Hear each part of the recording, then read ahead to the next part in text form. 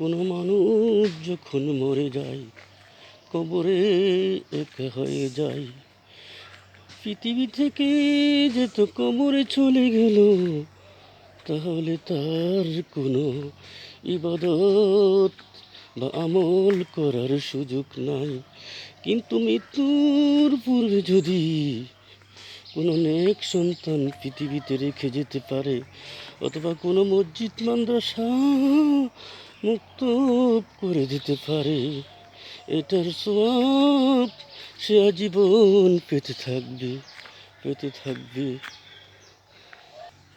এই জন্য বন্ধুরে বলে যাচ্ছি, মৃত্যুর পূর্বে কোটি কোটি টাকা পয়সা বাড়ি ঘর অট্টালিকা না রেখে গিয়ে এবার পরকালে যেহেতু তোমাকে চলে যেতে হবে, তাই টাকা পয়সা মসজিদ মাদ্রাসায় মুক্তবি দিয়ে যাও বন্ধু, দিয়ে যাও।